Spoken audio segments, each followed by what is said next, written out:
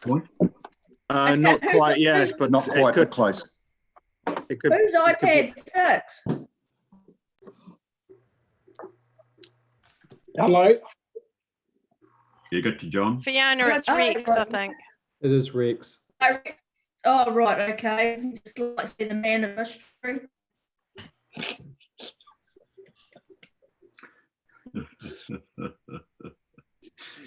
So I better check if we got all the councillors here that I need to have. Can't see Councillor Duffy. Right.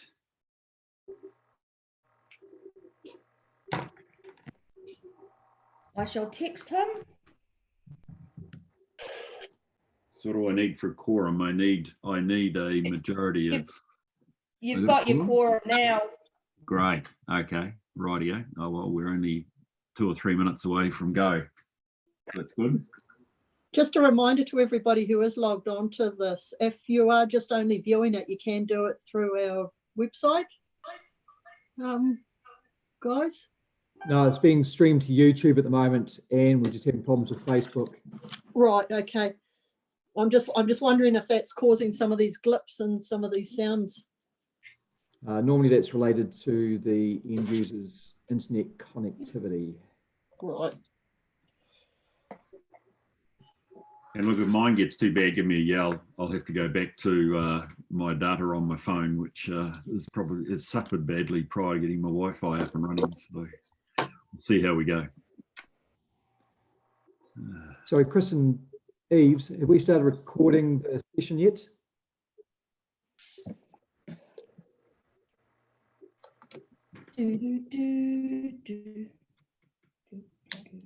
Correct, Jock. Yeah, it is. It's going to YouTube now, and we're just about to place a link on Facebook so people can follow it through. Is the session being recorded though? Have you started recording on Zoom? Have you started recording, Eve?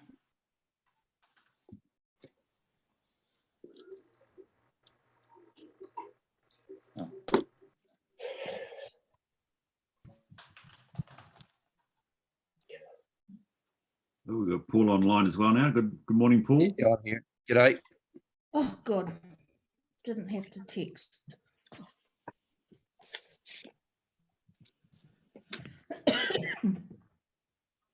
And look, just a couple of externals. Crispin, I hear obviously you're online as well. Crispin, we've got you nearly first up. Are you able to hear me okay, mate? Yes, I can. Can you hear me okay? I can indeed. Like the tie, if that's what you've got on today, well done. Thank you. Great, Crispin. Look, we've just changed, you may have heard the discussion before, just changing the order to make certain we give you a good certainty over when you're going to be on board. That makes sense. Okay, Bruce, we are now recording this meeting and it is live streaming on YouTube. Thank you very much for that, Chris, or whoever. Right, well, look, let's make a start. I might be 30 seconds in front of my time, but look, can I just call us to order? And obviously here for the meeting of the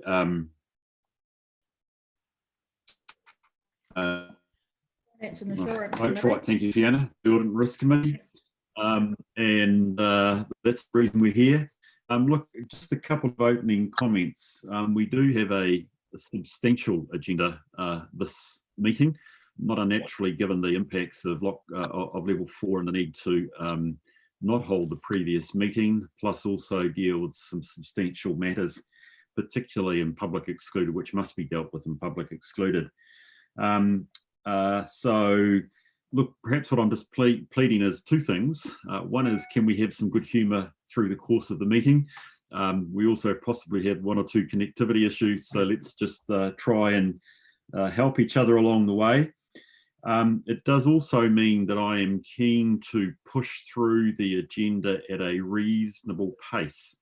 So look, what I'd like to ensure that we do is that in terms of voting, I will go on the sound of voices when I put the motion, unless I hear a vote to the contrary. So we will go based on voice. It may be particularly in some latter matters in public excluded that I actually ask Fiona to run a division because of the nature of the matters that we're dealing with, but we'll come to that. The second thing is actually to get a question in. Can I just check, Fiona, the best way to do that? We do have the chat function, which I'm used to and other meetings using. Is that the best way for people to record their desire for a question? At the council meeting the other day, there was hand waving. I was catching what I was catching, and then jotting it down for the Right, mayor. we're a small group, and necessarily we can go around the group, but at this stage, wave your hand and we'll see where we go. Otherwise, we'll go back to going around the table if we have to. Okay, that's sweet. So the other thing then, just it's important in terms of time for the good backroom staff keeping this live. I propose that we have our sessions broken up into 9 through 10:30. That's an hour and a half. With a 10-minute break. We'll all need it by then, I suspect, followed by a session from 10:40 through to midday. I'm proposing then that we have a break for 30 minutes, reconvening at 12:30, going through till 2.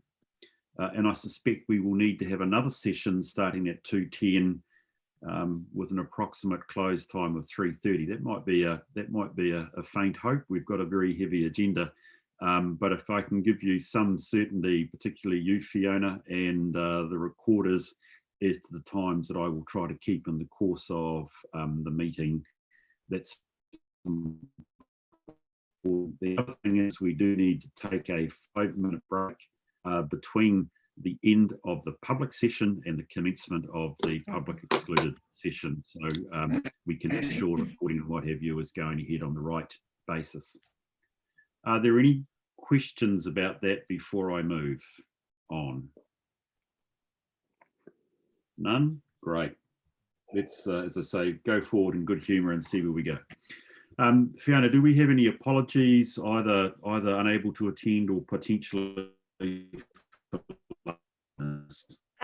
No apologies. All the committee members are present. Brilliant. So no apologies. We move on. Leave of absence. Is there any leave of absence required in relationship to the Audit and Risk Committee? Haven't received Can any. we back up the horse? I need a move. Oh no, sorry. Keep going. In terms of interests or declaration of interest or conflicts of interest, we have a broad agenda. Does anybody need to raise an interest matter for the benefit of the committee? I don't, Bruce, I'm sorry. I don't have an interest, but I went to comment before and I sort of pushed the wrong device. Both Councillor Keast and I need to leave the meeting at 1:30 for another meeting. Right, okay.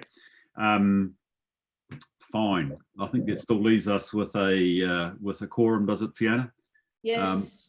Thanks for that advice, Paul, and appreciate that you've got other demands. It's classic. We seem to be meetings, don't we? Fiona, there's been no request for a public forum, so I take it that is still the case. Yep.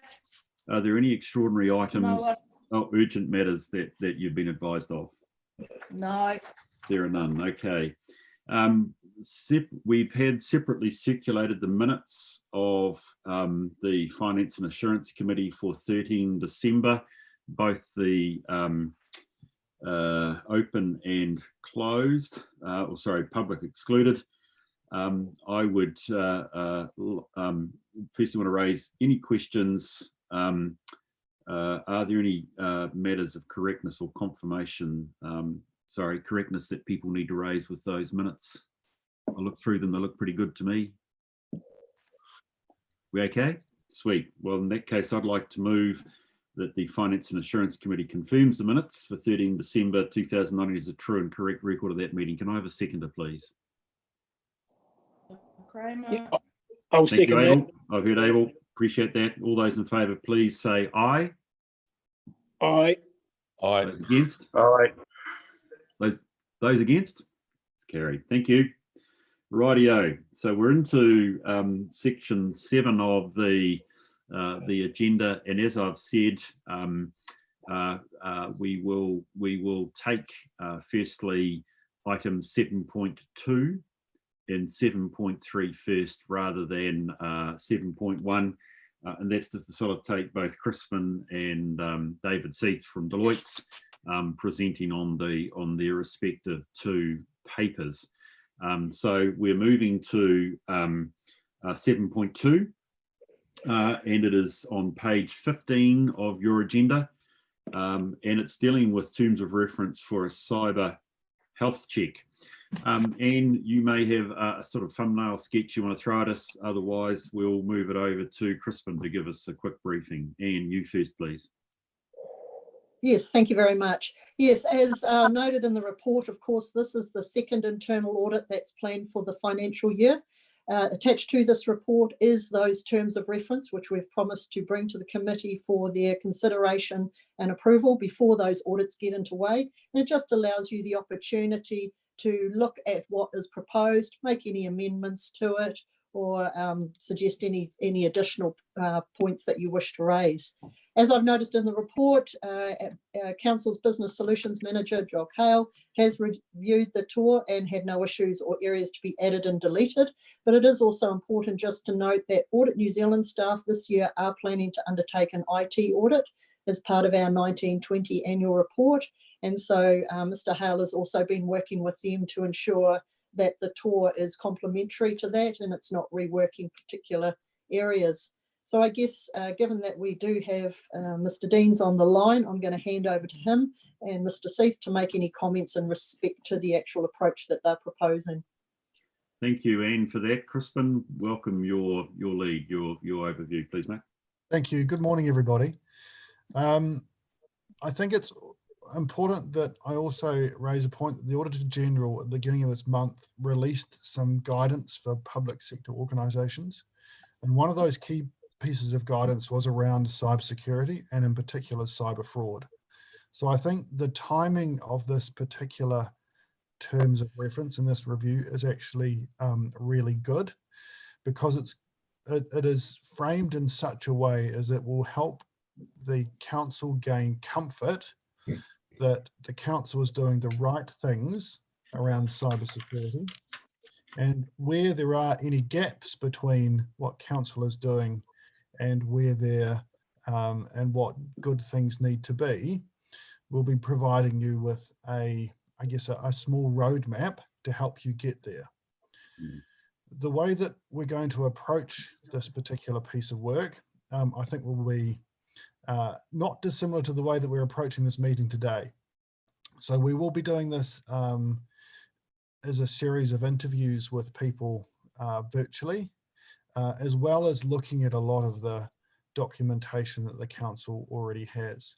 And by doing that, we should be able to get some really good information around the way that governance, policies and processes, risk management, and culture and capability are all being dealt with within the council.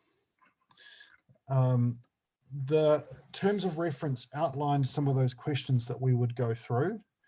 And I think there's some good coverage there to enable us to flesh out where any risks might exist within the way that council is currently addressing cybersecurity.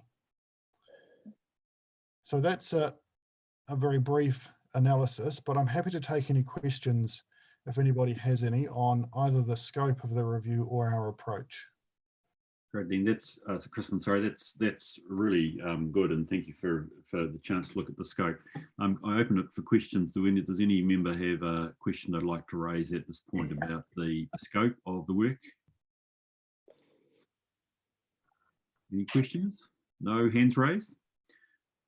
Can I just? Oh, Abel, you're pressed up. Well done. Thanks, mate. Yeah, it's not a question, just a comment really, because what I was assured with that it will provide council with a degree of comfort for the future. So I think that's the important part that I've certainly picked up on. Thanks, that Abel. I certainly agree. Is anybody else like to raise anything over this? Chris, just a couple of questions from me. Look, I do take this as our first look into this area, and I'm probably a wee bit blinded by what I don't know rather than what I do know.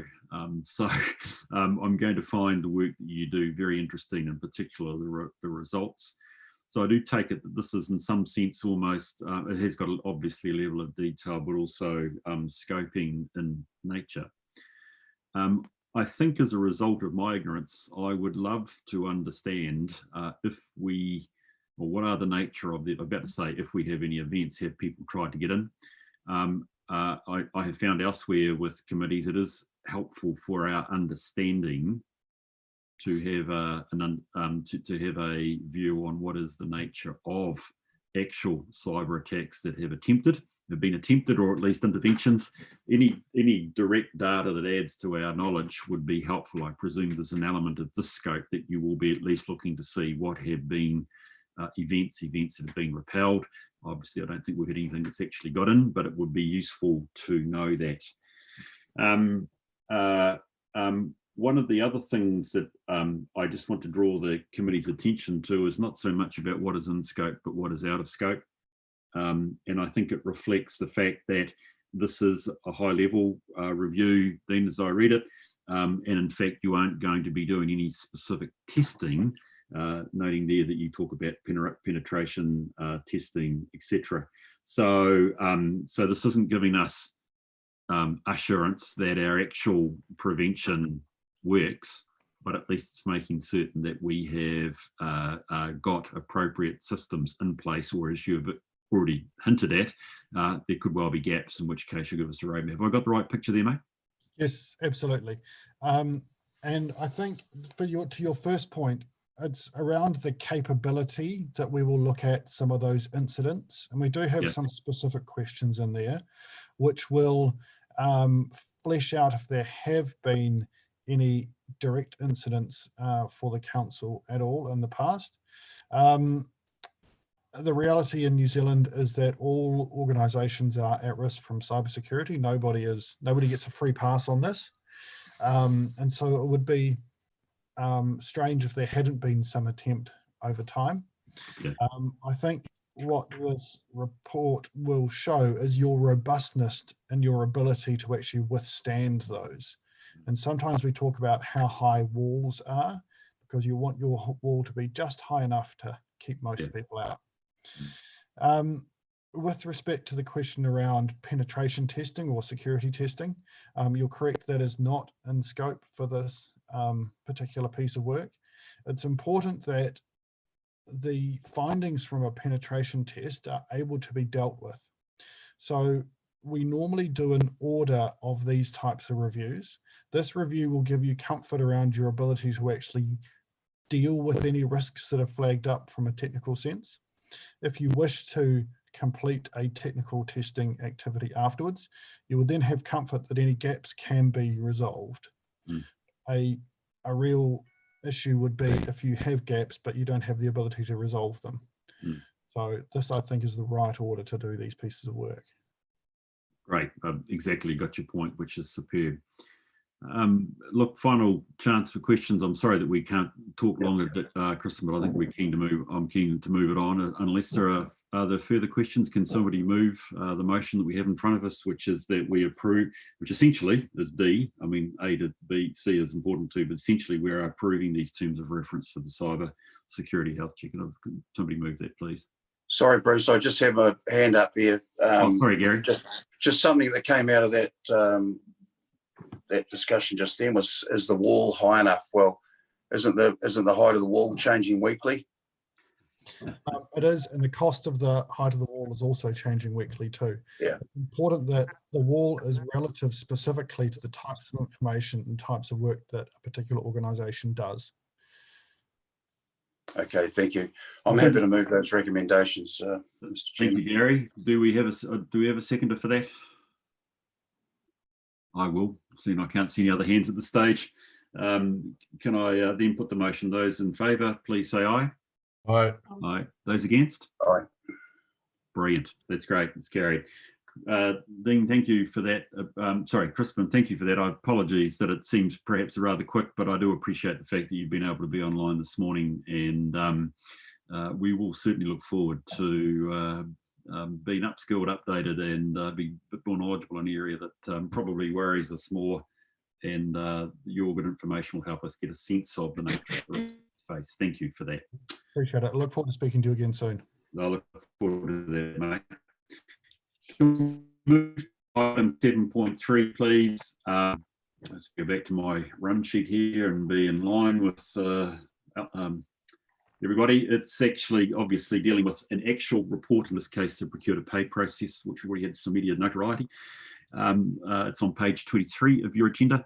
And again, if you could lead off, and I presume David's on board somewhere. I haven't seen David's name, but I'd be keen to hear David with his response. So Anne, if you lead off the batting, please.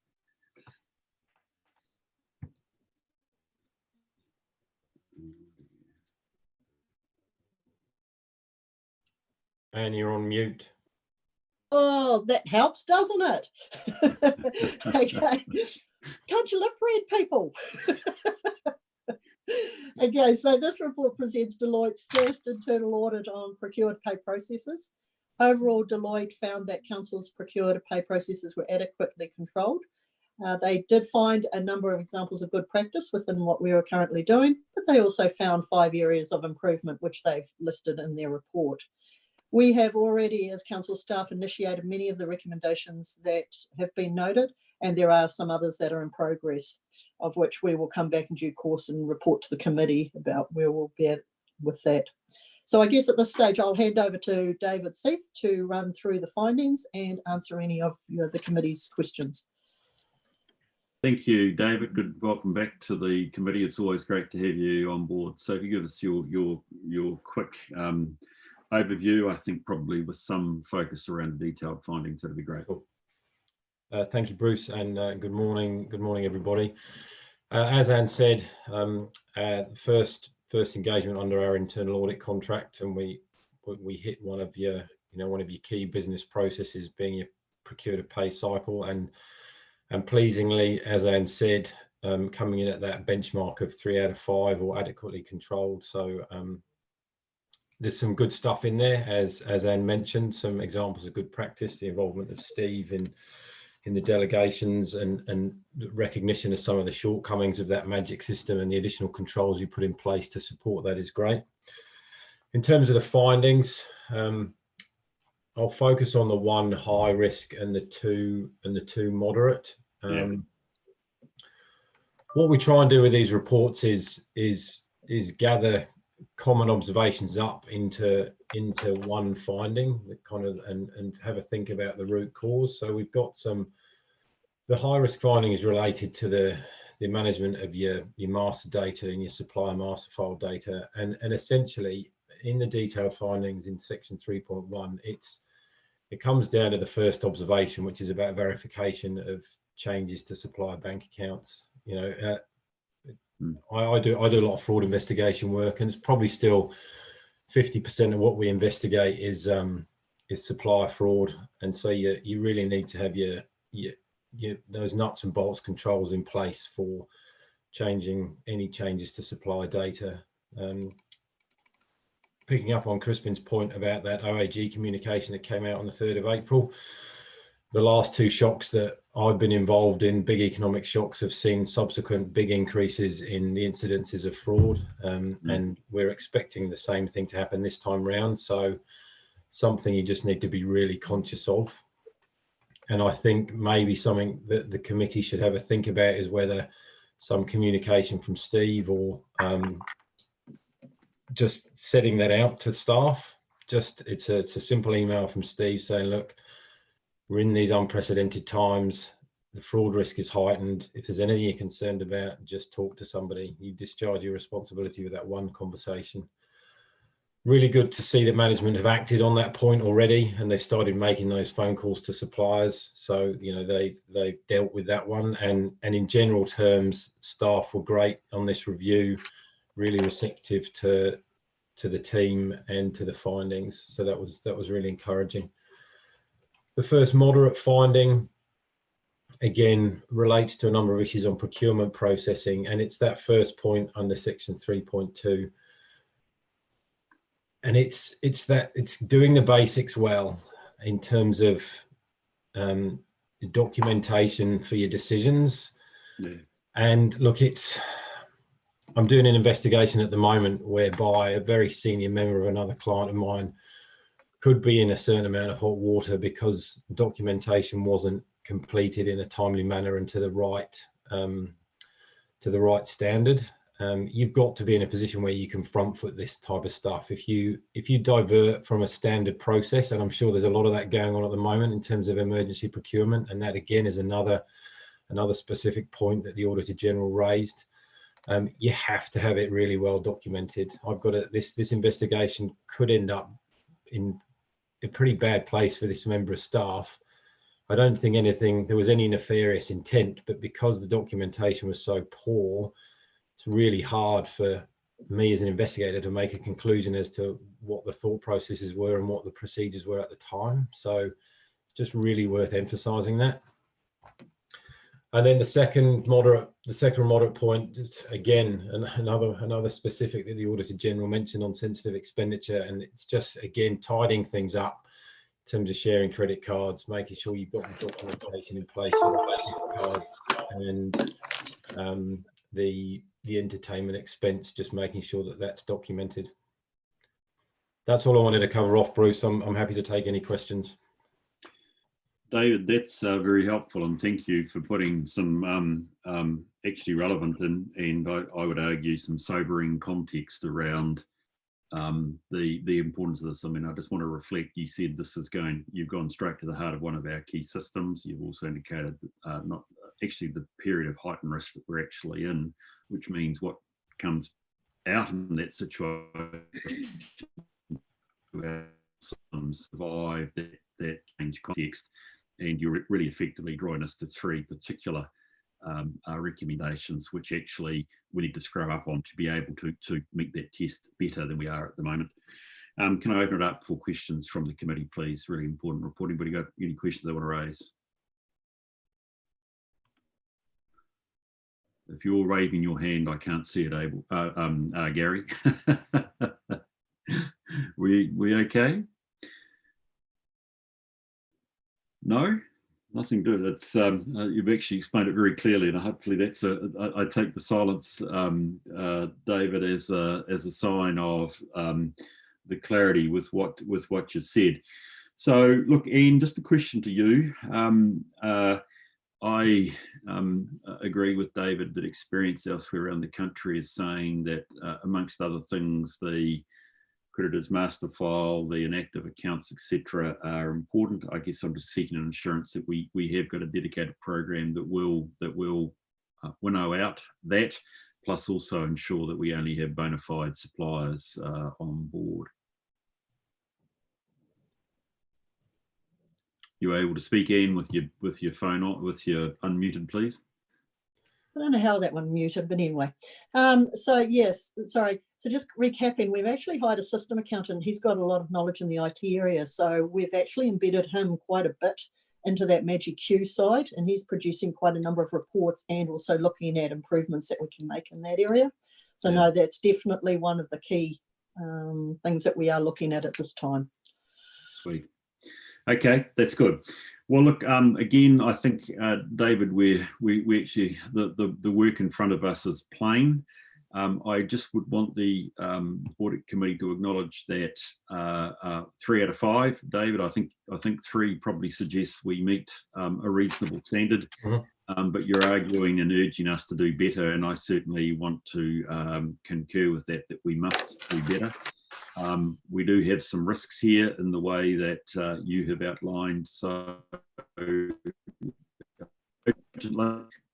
great to hear that there's a response out of you, and inside the recommendations is that you will report back to us in August. I think I've got that correct in terms of progress, which is great. We do actually have a suggestion from David, which is really a contextual recommendation outside of this report, that in light of the current lockdown environment and coming out of it, and commercial stress, that would be helpful for there be some communication, arguably from Steve, certainly would come with my endorsement as chair of the Audit and Risk Committee. We're just reminding staff that it is odd times or exceptional times, and times when indeed fraud can be heightened. Steve, if you are on board, is that something that we could just leave as open intent with you, or would you like to have the backing of a motion on that? I'm happy to pick that up, Mr. Chair. We'll just pick it up in one of my regular staff emails. It's fine. Great, Steve. Well, look, we'd encourage you to do that, and as I say, very happy if you wanted to use my name, let alone that I think of the Audit and Risk Committee, to encourage staff to be vigilant. So I appreciate that. So look, we have sorry, Bruce, Gary here again. I'm glad just to add into that. All councillors as well, because there's been 2 occasions now when emails have been sent from an unknown outfit pertaining to buying Apple iPhone cards or something with my name on them. So I think it's a reminder now to everybody that there are people out there with little else to do but annoy us. Yeah, it's a good point. I've already had to have a card cancelled because of the $0 transactions that are coming from overseas, unfortunately. So we, even as governors, have to be wary that the cards we have in relationship to SDC are always open to attack as well, let alone the more broader controls around what we spend the money on. Okay, brilliant. So, take your point, Gary, that actually it's not just me, it's in effect, Steve, the committee's saying, please keep up the vigilance, and also a recommendation to our fellow governors to be vigilant as well, which makes sense. Could I have somebody please move the recommendation that we receive the report, and we just request that staff report back at the August meeting on the outstanding matters. Can I have somebody move that, please? Yeah, happy to move, Mr. Chair. Thank you, Abel. Seconded by? I'll second it. Thank you, Julie. All those in favour, please say aye. Aye. Aye. Those against? Aye. That's carried. Thank you very much. And David, again, a short report, but chilling because it's so direct, and thank you, very clear. So I appreciate you doing that. And again, all the best for today. Yes. Thank you for being on Yep, board. all the best for the rest of the meeting. Thanks, Bruce. Thanks all. Goodbye. Catch you around. Thank you. Cheers. Thanks. Right, so back on order with item 7.1, which is the work program. So it is on. It says quickly. Must be close enough to page 13. Anne, you lead us off, Right. please. My sound is on this time. So just like to present the like to present the work plan for the 30th of June 2020. You will note in that report, originally we talked about the fact the interim performance report wouldn't be on the agenda. Of course, since that meeting was moved due to COVID-19, of course, that interim performance report is on this agenda. Additionally, on the agenda this month is also the operational risk report, which we've indicated that we'll do on every meeting. There's also the internal audit terms of reference, which we've just discussed, and the procure to pay. And there's also an additional 3 reports in regards to the Te Anau wastewater that are in the confidential section of this meeting. Thank you, Ian. That's good. I must confess, I tend to always look and focus at what is our next meeting, which is the 22nd of June. I did check it's in my diary, and I presume it's everybody else's diary as well, which is good. And that forward work makes sense. Obviously, that's the last one for the financial year, and we will build a new program, presumably in time for the 22nd of June meeting. Is there any discussion on Anne's report? Yeah, through you, Mr. Chairman. Just when I was reading this, I had thought about do we receive, or should we have in our work plan there, a report on the implications, impact on COVID-19?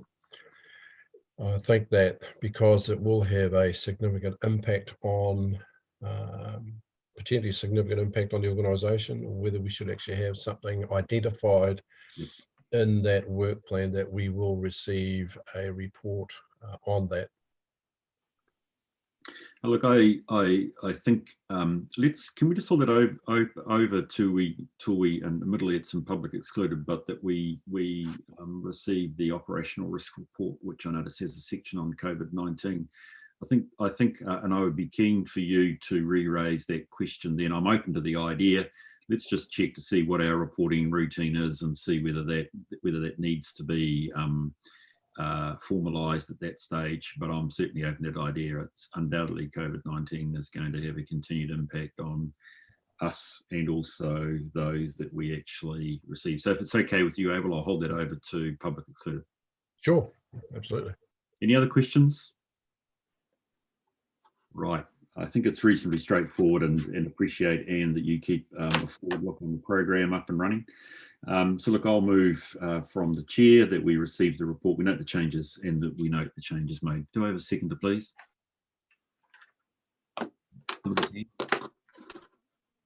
Who's done that? Is somebody seconded my motion, please? Yes, I can. Thank you, Julie. All those in favour, please say aye. Aye. Aye. Those against? That's carried. Thank you very much. Okay, item 7.5. So we're skipping 7.4 until we get to the last item in the agenda. So it's now 7.5. And I'll just go back to my list, find out what page we're on. It's on page 69, which is the health and safety update. And Janet, I suspect you're going to take us through this, please. Good morning. Hopefully you can all hear me and see me. So I'll take the report as read. So a couple of key points from me. It's pleasing that our incidents and our contract audits and observations are increasing. In 2020, we had one medical treatment injury, and that's to date as well. And that was an employee that suffered some lacerations to her fingers that required some stitching, and that was on the same date as the roof issues with the building. The new health and safety system has been implemented and has been invaluable with the work that we've been doing with our central staff and with COVID-19 and getting our essential staff back into the office, our call centre staff and some of our services and asset staff, and out working as needed. And I just would like to point out that my notes with regards to COVID-19 are completely out of date. And in terms of point 25, when we talk about an external consultant doing a high level of assessment, we will delay this until later in the year, given the workload and the different issues that we're facing at the moment. Happy to answer any questions. Look, I think in light of Abel's good suggestion and recognising that we've got other items on COVID-19, it would be useful for you to give us, a verbal sense of or update in terms of COVID-19. Janet, what can you tell us at this stage from a health and safety lens? From a health and safety lens, obviously we've been following, and happy for Steve to help out on this, Steve. We've been following all the guidelines with the government and the alert levels. We've had a number of essential services still open and working through level 4, but obviously following strict health and safety guidelines. We do have the majority of our staff working from home still under alert level 3, but we have some staff working in the office, for example, our call centre, as well as some of our services and asset staff who have needed to get out and about. We've used our health and safety system. All staff have to complete a permit to work, and every day they need to fill in some details about how they're feeling and where they're going. Obviously, they need to keep a contact list as well. So we're being very structured and following guidelines from WorkSafe New Zealand, etc. And our leaders are being very vigilant in making sure that these processes are followed. And because we have staff working in our office now, we've obviously increased cleaning. We're following safe distances and physical distancing, and put some guidelines around that for all our staff. And can I ask who follows up to make certain that it's actually happening, particularly the social distancing, which is still relevant, that we've got seating arrangements appropriate within the office for those that are at work, etc.? Sure. So we have one of our group managers that's on site, that is working from the office, and spends some time obviously going around making sure that that's in place. And look, there's very limited numbers in the office. Yeah. I think yesterday we might have had 5 maximum. So the majority, like I'm talking 90%, are working from home of our staff. And obviously Right. some of our contractors are working, and so our contract managers are working very closely with them to make sure that they also are following the protocols and guidelines and doing permits for works, have health and safety plans, etc. Through you, Yeah, Mr. Chair, if I can just give you some assurance. You're the on GM the- at Wakefield by the looks of I the am the GM on site. I've also ensured that staff do not share tea or coffee. You bring a thermos, you bring your own water. We have walking breaks. I have staff encapsulated in bubbles, if you like. That one of our team coaches, she actually carries a 1.5 meter stick that she uses to point on the computer screen about where, trying to train people. There's so much sanitizer here. Look, I can assure you the mood is good and staff are absolutely adhering to the protocols, and we have had amazing support from Janet's team in this area. Brilliant, thank you. We appreciate you following up on my questions. I should have been more shown more courtesy to my colleagues. Is there questions for Janet, or indeed Trudy, given she's at the coalface at this point in time, that anybody would like to raise? Just a comment for you, Mr. Chair. Once again, it's good to see the incident reporting comparisons and how they're increasing. So there must be a high level of confidence and good feeling about it that people will actually report. So that's good to see. So it's good to see that trend going up. Excellent. And it's once again very detailed, very good report. Thank you. Any other questions? I do have one to follow up on.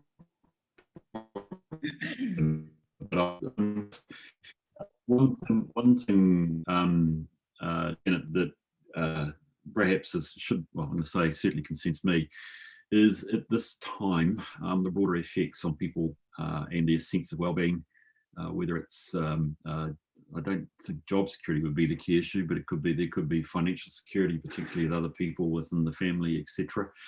Is this something from a sort of a welfare perspective and a health and safety perspective we are either trying to understand, monitor, test, support? Yes, excellent question. And I was going to mention that before in terms of the wellbeing, because I talked about safety and not really so much about the mental health side of it. So our leaders are being well supported by group managers, as well as my people and capability team, in terms of talking to their staff every week. We have, and so they're talking about those mental health issues and working through any issues that staff members may have. We have put in place a form, we're calling it our People Leaders Sit Report, so that our leaders need to report back through to people and capability, and then a report goes through the executive team. And what we're asking people is just to highlight any issues that the staff may have, but also looking at some of the positives, like what they're learning, what are the key things they're taking out of this. For example, my team are no longer doing a paper-based payroll. It's all via PDF and things. So there's some really good learnings and new things that are happening. So trying to capture some of that as well. Yeah. So I think it's the connections and the relationships that our leaders, as well as our whole organisation. I also, to take my hat off to the incident management team and Steve with the communication that is happening. And when I read all the information about what other organisations are doing, I'm so proud of our organisation and the amount of communication and the honesty of the communication that Steve and the IMT team are putting out. I think that really helps people. Brilliant. No, thank you. Right. Again, noting time, could I just, from the chair, move that we receive Janet's report? And again, thank you, Janet. We've obviously all appreciated it. Can I have a seconder for that, please? Thanks, Abel. All those in favour, please say aye. Aye. Those against? Aye. That's carried. Thank you very much. I heard an aye, I think there, Gary, not an A, so we'll keep that rocking on. Can we go to the next item, which is 7.6, which is the monthly financial report. It's on page 77 of your agenda. And Dee, you are on the line there, Dee. If you could kick us off, please, that would be really great. Thank you, with your thumbnail outline. Thank you. Good morning, everybody. I'll take the report as read, but this report summarises the Council's financial results for the 9 months to the 31st of March 2020. Operating income is tracking along nicely, with income being 256,000 over projection. Operating expenditure is 1.02 million under year-to-date projection. Capital expenditure is 7.6 million under year-to-date projection, with wastewater and water supply activities being the major contributors.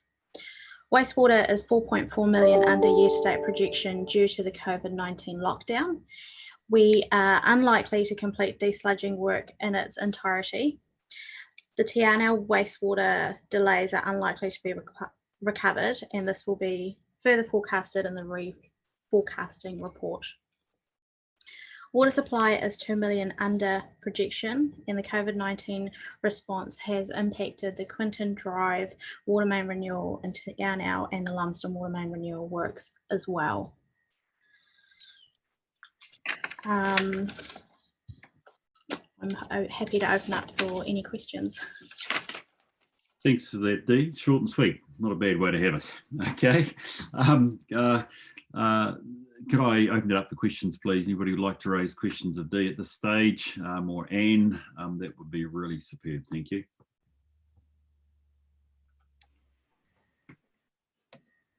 Stunning silence. Yes, Abel, thank you. Through you, Mr. Chair.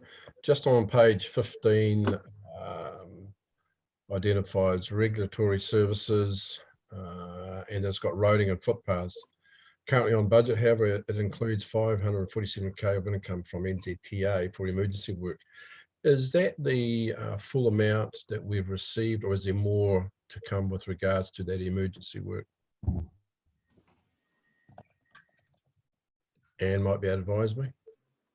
No, I can't directly advise you, but I'm wondering if Matt's online, he might be able to make any comment on that.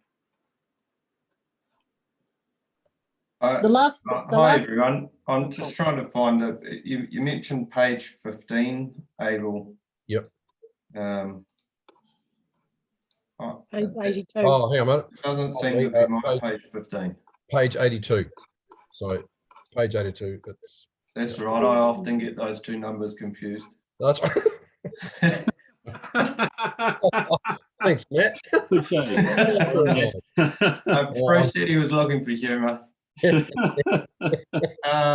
I said good humour too, so well done. Look, we haven't yet completed all of the flooding repair works. We've completed all of the essential flooding repair works, and the remaining scope, I'll use the example of there's a slip just outside of Tuatapere. It's been isolated. The works will be commencing in the next fortnight. So look, that is not a total. That's a total to date. It's not all of the funding to be received from NZTA for those flooding repair works. Okay, thank you. Thanks, Abel. Have you any follow-up questions? Anybody else got questions, please? Just while you're on that page, there's a matter there in regards to the Mayoral Forum. I mentioned to Mr. Ruru yesterday there's still $100,000 to come from Minister Hanari to that Mayoral Fund as well, which I believe is being chased up. Thank you, Gary. Julie, I think I saw your hand up. Yes, thank you, Chair. On page 83 of the agenda, there's an amount there that is talking about salaries being under budget by this is $728,289. That that's quite a bit of salary. Is it just the vacancies that we have, or is there something else going on there? No, in regards to the work that we've undertaken, mostly it is around timing, and some positions just been outstanding for some time. Wow. There is also the other factor in there too, where there's some positions that sometimes we put into budgets, but of course they still require a business case to be completed. So yeah, so that contributes towards that as well. Oh, and I think there is actually one other case where we've actually coded some salaries to a consultant line versus actually putting them through a salary line because of the type of employment contract that we entered into. And that was the last option, which is also contributing to that. Well, any other questions, guys? Gary, John, are you? I think you're my other two on the committee. Have you got any questions you'd like to ask Dee or Anne? Yeah, Abel, you're. Yeah, I'd just like to do a follow-up on Councillor Keith's question. I also had that highlighted. It's my understanding that as part of our future planning, we will be looking at a workforce plan, which I believe is being developed over time. So I think that would give us some assurance that we can link into those sort of figures and how that's sort of managed in the future, because it does actually identify risk if we have a number of vacancies, and if they are key vacancies, that does put a risk to the organisation in being able to deliver its services. And I think that's part of my concern as well, and also ensuring we have an appropriate workforce plan as well. So those two are actually linked. Yes, I would agree with that. That would be my concern, that we're missing key people. But. Yeah. It's a really good linkage in terms of managing top risks as well as also and with what we're seeing through performance here, Abel and Julie. So thank you for raising it. We may even come back. I'm sure we'll come back to that as we progress through it. I'll just ask one sort of follow-up question, and it might reflect that I've had to focus on other parts of the agenda more than anything else. Rate debtors. Are we seeing any signs of COVID-19 stress at this stage in terms of collection? So we are receiving a number of phone calls. I wouldn't say that they're excessive, but we are receiving a number of phone calls, particularly from the tourism accommodation sector, in regards to pressure on the payment of their rates. It's very much around, there's probably two approaches to it. Some where there is actual, I'd say, panic from people in regards to being able to meet their debts. Others, there's very constructive sort of approach as to what they can do and how we can assist them through that process. That seems to be very mixed around the fact that some believe that we should be remitting rates, particularly in the pan charges for toilets and the such like, right across to the wheelie bins. And in the wheelie bin case, of course, we're saying to them, return your bins to us, and then we'll put a credit against them because there's no real requirement for them to have those bins. We are definitely, and through all the correspondence that we've been pushing out at this point in time, and in the latest rates notice, we gave something else out just saying to people, please contact us in the first instance that that you're experiencing difficulty, because we are here to help you. The approach that council has taken to date has been one of a one-to-one scenario. So we're actually looking at the individual circumstances of each person who contacts us and trying to work out the best approach for them going forward. I note there's a lot of councils out there that have taken a slightly different stance, which is probably more a policy-driven stance, and they've tended to go out with a particular approach. My view on that personally is it does give certainty to people, but it also locks and loads pretty fast. I noticed ICC's approach was, your income had to reduce, I think it was about 20% loss of revenue, and then they would look to postpone some of the instalments. Gore have also put in there is that their next instalment due in May, and the one, of course, it's due in August, September, that they'll postpone those two. Our approach has been, like I said, a lot more around the individual and their circumstance, and encouraging them to contact us, and hey, we might, need to put a freeze or something on those for 6 months. As part of that process, and just adding to it, just for council's information, is around penalties. There's a big push on people because we applied the water billing penalty the other day, and we had a number of people come back to us, and we've said to them, look, as we've said to you, if you can't talk to us in regards to your situation, then we've got it within our power to remit that penalty, and at the same time enter into an arrangement with you directly as to what best suits you.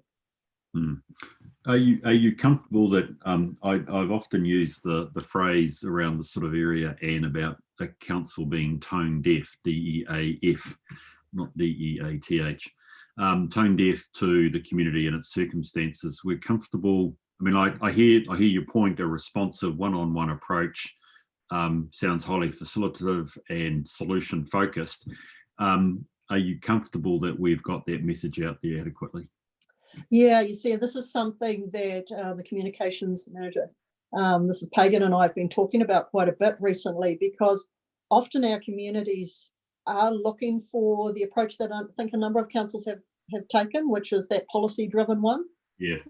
But I guess I am mixed on this, and I think it's something that we need to discuss further with council. We've had a few informal discussions, but I think we need to have another one in regards to it as well.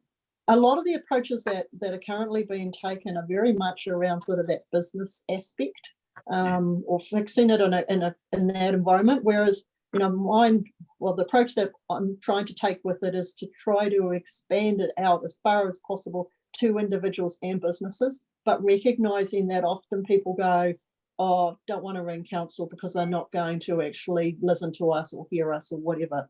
So yeah, there's definitely a mixed approach out there. Yeah. I guess I'm firstly keen that we're not being tone deaf. The second question, by the way, Paul, I think I've seen your chat request for a speak. You're next on, by the way, buddy. Nothing directly affecting significantly our cash flow at this point in time. No, so it definitely will have an impact once, if we get a lot of response in regards to the setting of payment arrangements and such like. At this stage, it's nothing drastic, but like I said, we haven't had huge numbers of people ringing through, but those that we have, we've hopefully assisted them to the best ability that we can. But no, it's not drastic at this stage to our cash flow position. Of course, we do have capacity within, unlike other councils, we do have some capacity within our borrowing. We can borrow, of course, up to 100%. At this stage, external borrowings are zero. They are proposed to go up to about 20 million as part of the annual plan for next year, but there's still a lot of capacity, even if it's just short term, to meet that. Of course, the ongoing impact is that wherever people aren't paying their rates, of course, and we have to borrow, we of course incur an interest charge that then still goes back onto the rates that they have to pay in the future, but we'll happily meet that to ensure that we're meeting our commitments. Brilliant, thank you, Anne. Paul, you've got a question. Yes, thank you, Bruce. It was actually about an item on page 84, but just following on from Anne's comments, I certainly have sympathy, if that's the right word, for the larger, any accommodation providers in Te Anau regarding the PAN charges. I think that's one area we could, that identifies an issue that is, I would think, has got quite a big effect on them at the moment. Not that I've got a solution, but I do think it's worth discussion. Just on page 84, I noticed there's mention of the seal widening project on the Fort Rosa Tara Road. And my recollection of that is when it came to council, that was sort of kicked for touch. I may or may not have that quite right. So that project, Matt will possibly comment, is still on the horizon. Yes, Councillor Duffy, it will be with the Services and Assets Committee next Thursday. or is it Wednesday? Sorry, the 6th, when Services and Assets gets together. It wasn't so much kick to touch, it was the initial recommendation from staff from memory was that the funding be rediverted to the bridge program, given that was at the time deemed to be the priority. However, and we had made an internal assessment based on the BCR rating. Given that it went over $1 million, it required a business case and a BCR rating, and we didn't think it was going to hit 1, which is what it needs to hit as a minimum to access funding from NZTA. So our assessment was we would have to fund the lot from council, and our policy to date has been that we don't do that. Council requested some further clarity on that and some more work from staff. So we've done that, and as I say, we've got that coming to you next week. And in fact, I think, Fiona, correct me if I'm wrong, the Services and Assets Committee agenda is due out later today. Yep. Great, thank you. You're working on it now, you found it. Well done. So look, just one follow-up question then to Paul's points around the PAN charges, and you raised that. I suspect that, well, actually, I suppose it could relate to the fourth quarter, but is this something that more, Paul is suggesting a broader discussion? Is this something that you'll deal with through the annual plan? So no, it won't be dealt through with the annual plan. It'll be dealt with through the revenue and financing policy as part of the LTP process. Right. So Mr. Ruru's got that on his radar, Bruce. Okay. Sweet. Okay. I don't need to take it any further at that stage then. Are there any other questions? Are there any other questions you'd like to raise? Yes. Well, okay. So first Julie, then Gary. Is it me? Yes, go Julie. Sorry. Just further to the rates situation or the penalties, etc. I've asked through the community and strategy team, the community partnership leaders, to put together a fact sheet, like, about what we can do for ratepayers who are struggling, and also ask that they look to, and the reason for that is so that everybody, all staff, all councillors and people in the community that need to know what we, what the process is that we go through. And that point that Anne was making, that if people talk to us, we will remit the penalties. And if they talk to us and make an arrangement and stick to it, that we can assist in that way. So it was more from the other point of it, was actually getting the information out to everyone that might feel under pressure with their rates and just not know how to start the process, where they should go, or even those people that feel embarrassed and don't want to actually take it up. So my point was that we should actually be talking to, like, the Rural Support Trust and the community workers in the townships and across, that work out across the district, to make sure that they're aware that we need to, people want people to talk to us if they're struggling, rather than just leave it and bury it, if you like. Mm. Great, thank you for that. Any comment you want to make, Anne? I think it's a very strong sentiment. I think it's one that we talk, in the tone deaf idea. I think that's really important. Gary, is anything you want to add, please? Yeah, Julie's probably covered it actually, but I know over the last few weeks I've fielded a number of communications to me in regards to people who are now vulnerable, our new lot of vulnerable people that didn't realise that a couple of months ago they may be given that definition, and they are too embarrassed about asking for assistance. However, I've put them in the right path. I've had media, lots of media asking what South District Council's focus is on any policies, and I agree with Ms. Robson's personal view that we're better off doing the listening to what's there and dealing with the situation as they arise. However, that's only my personal view as well, but it appears to be working really well. And yeah, I think that's from me, and those policies from our neighbours are short-term policies and come with some fairly strict criteria. So I take my hat off to what management and our team have done in regards to assisting those, and especially those that are going to come out of left field. I think there's going to be a lot of people that will put their hand up in the near future for guidance from council, and I know we've got the appropriate staff to give that guidance. So thanks very much. And Gary, just following on, I would just note, listening to you, I mean, again, it reflects the value of councillors in the community. I think you raised the issue of a couple that were perhaps really not that keen to raise their issues, but with your encouragement, they have.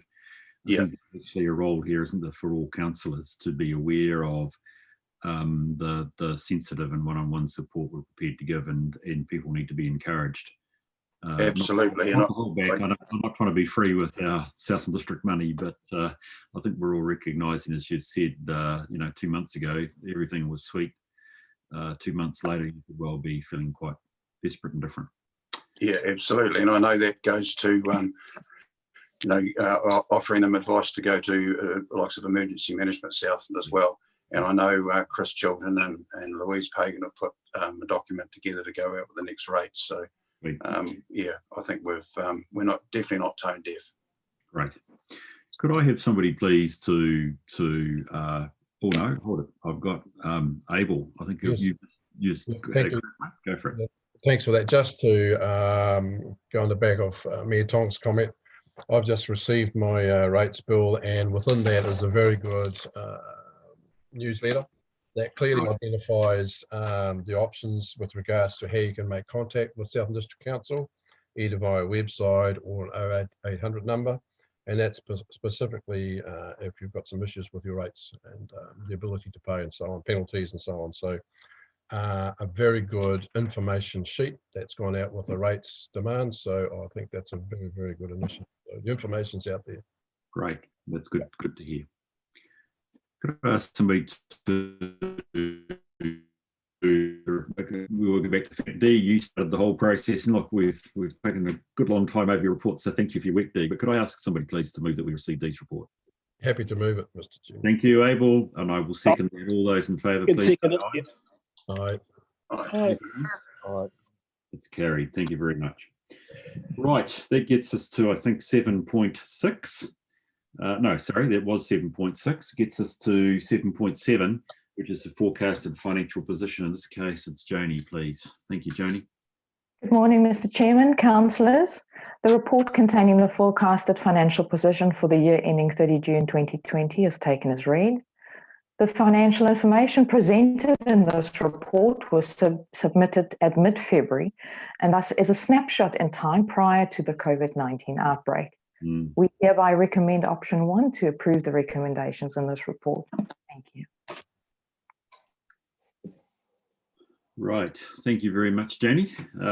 As you say, we can generally take the report as being read. Is there any discussion that I do note for this that the recommendations are quite fulsome and quite definite to bring changes to the program that the council is undertaking for the course of the year? Councillors, are there things you want to raise at this point, particularly around the additions, deletions and changes that we're making or proposing, sorry, to make?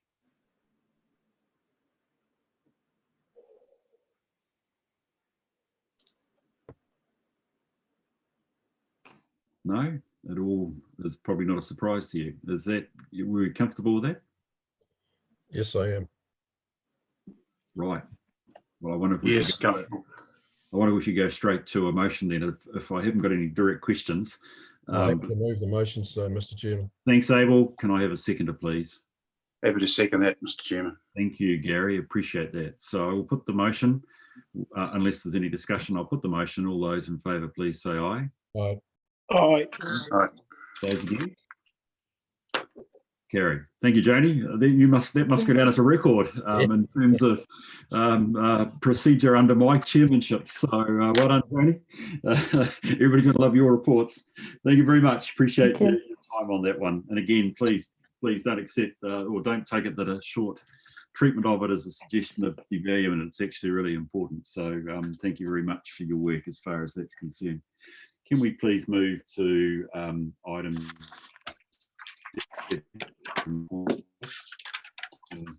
which, if I get my agenda right, is actually what is it? Committee work plan. I got that right. Agenda 109. We're already dealt with this, haven't we? Am I going crazy? No, there's another one. And Another one. double dipping and has two. Sorry. Okay, Anne, I'm in your hands as always. Thank you. Thank you, Mr. Chair. This is further to your comment earlier about the audit work plan for the coming year. Oh, sorry. Yes. So this is just taking us from the 1st of July this year through to the 30th of June of 2021. So this report is very much, or this work plan is very much based off the current work plan and updated where appropriate for information that we've already identified. It incorporates, you'll see the building audit that we're expecting to have done. It also incorporates a bit more around the internal audit terms of reference when they potentially might come to the meeting, as well as when any reports may also be added. It doesn't exclude, of course, that during the year things might move and change and additional reports might get added to it. So yeah, so basically I'll take any questions in regards to it. I'll open it for discussion. Thank you, Anne. My apologies for my stumble at the start. You're quite right that this was here and we were going forward. Any questions people would like to raise? I just, sorry, I didn't know whether I had any questions. Could I just check, Anne, if I could, because obviously we are going to meet with the auditor. I'm just scanning my eyes down here. Do we and should we note that regularly we will hear an update on where we're at with the recommendations, actually not just from our auditor but from our internal auditors as well? Or am I missing it somewhere here? Yep, so that's down, there's one down there for internal audit action points. Yeah. I got it. What about an external audit action points? Probably not as clear, although having said that though, what I had wondered, and this is a good time actually just to see what the committee thinks, is whether we should put all the audit points into one report, whether it be internal or external, and just have a combined one that maybe we present up every 6 months. Oh, look, I would think that, personally, I would favour that. Fellow members, be keen to hear your views. Yeah, I think I'll certainly support that. So it's a good idea. Well, absolutely. Yep. No, so and I think that's a really good approach. So what I might do is just turn that one that's called internal audit action points just into audit action points. Yes, that'd be great. Thanks, Anne. I appreciate that. It would certainly make a lot of sense. And look, and I don't doubt our keenness to be real, as we will show later on with recommendations either already from the internal audit report or indeed what we get from an external auditor. And I think it's just a way to demonstrate that we are committed and serious to actually implementing them where relevant. So that's really good. But look, I would like to, from the chair, propose that we deal with the recommendation and that we adopt. This is our work plan. Obviously, we have the chance to look at it each meeting to check that it's up to date, and Anne keeps us up to form. So I'll move that we receive the report and that we adopt this as our work plan for 21 or the year to June 21. Could I have a seconder, please? I can second that. Thank you, John. Appreciate that. All those in favour, please say aye. Aye. Aye. Those against? It's carried. Thank you very much. Appreciate that. Right, item 7. Where are we going for time? We're going not too bad.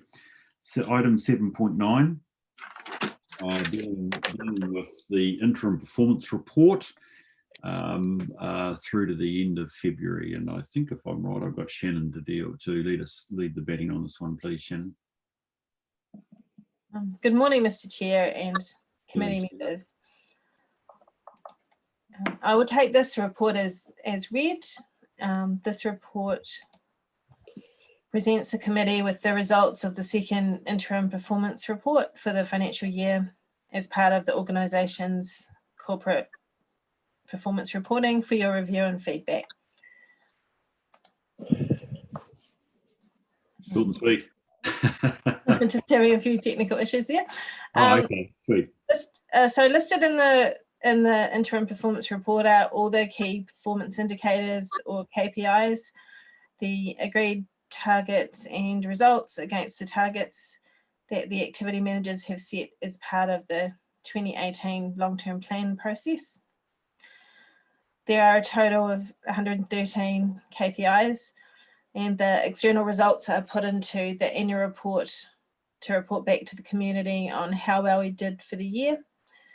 And just wanted to let you know we're continually trying to make this report better, so we're working closely with the activity managers to look at the commentary provided and to give more detailed explanations within this commentary, and this will continue to be a focus.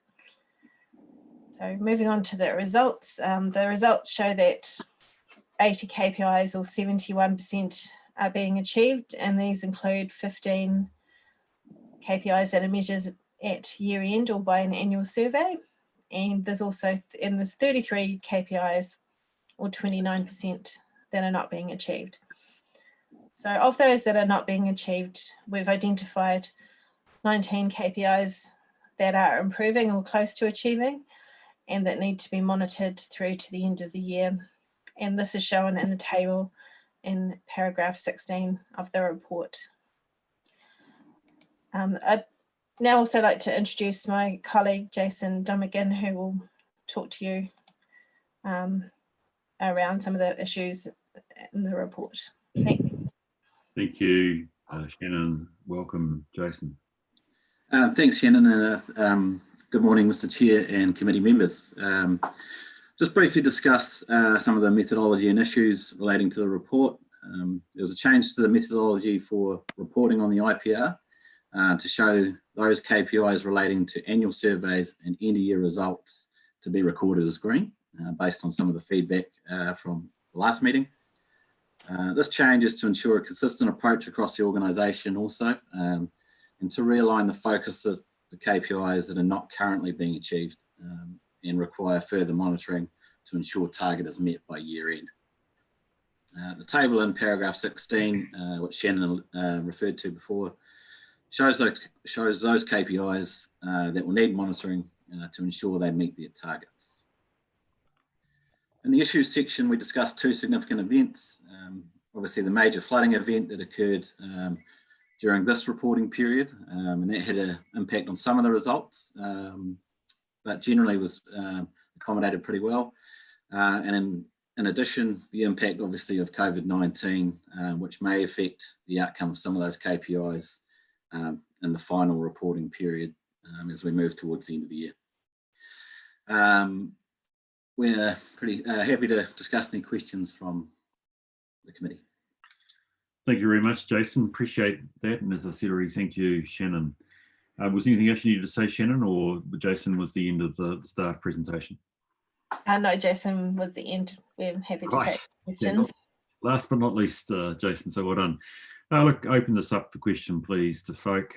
Appreciate the way in which you're ordering the information for us, Shannon and Jason. Certainly great to clearly have a focus and effect on the exceptions or the guiding us to the areas of needing monitoring. I would just open up by saying, of course, that does suggest there's a lot that's also being done well, and we should actually give credit to those that are happening.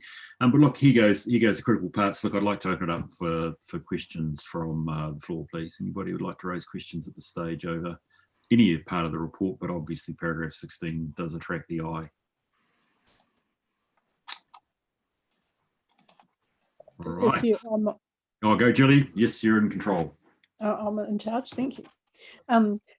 Just a query about the, well, it's probably you've touched on it, Shannon and Jason, around the accuracy or the wording of the KPIs, and that's probably an ongoing process to make sure that what we set are actually achievable and meaningful. And so I look forward to continuing work on that.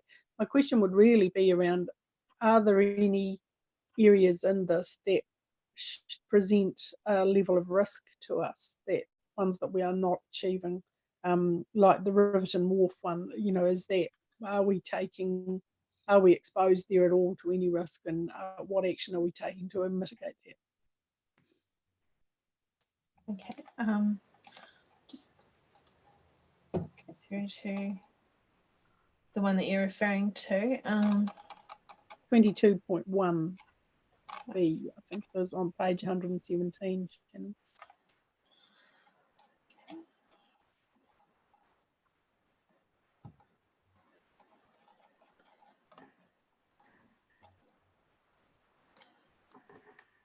Right.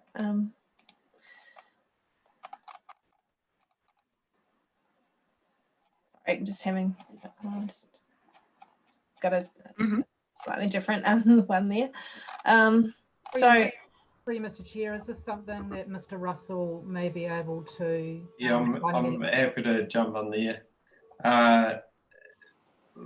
The Riverton example you used, Councillor Keast, is effectively isolated at this stage. It's closed and not able to be utilised. But look, certainly there is still some residual risk that we're carrying in association with the Over Island jetty and the need to replace that particular structure.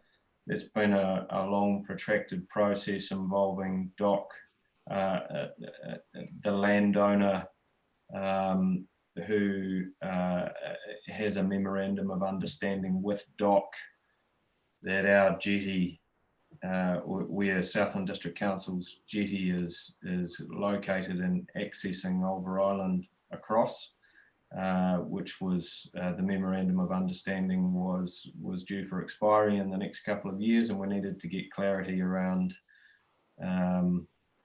what that meant and certainty that we weren't going to build a new structure that we weren't going to be able to get long-term access or utilisation from. We're pretty close to rounding that out, but as you know, the funding associated with that particular asset is an issue. But again, something we're working through, and in fact, I had a meeting on it just yesterday. So we have got a pathway forward, and we will be back in front of council in the coming weeks and or perhaps months as we work through the implications for next year's capital works program. But look, I'll take half a step back in association with your broader question was across the suite of KPIs, what sort of risk are we carrying? Particularly, obviously, those that we aren't meeting the KPI limits for. And from my perspective, and I tried to articulate this to a degree in the accompanying commentary in the IPR itself, that we do have some infrastructure deficits that I think we're all well aware of. There are a number of DIA measures, required measures associated with our Three Waters network. There's a increasing regulatory and legislative restrictions around stormwater, water supply and wastewater that are going to become more stringent, not less stringent, in the coming years. And that will increase the risk for us in terms of compliance with those. We have a degree of susceptibility around data in our SCADA, the ability for our SCADA to remain operational 100% of the time, which doesn't reflect well in the national KPIs in that regard. And we've got some gaps in particular with our stormwater networks and the new global consents that have been established with the ES in association with those networks. We've got our 22 stormwater networks across the district, and a significant number of those require some reasonably significant investment over the coming years. So yes, when you take a step back and you look at our infrastructure, we are carrying risk. But at the same time, I would note that we're aware of what those risks are, and we're aware of what those deficiencies are, and we're working through the current activity management planning exercise to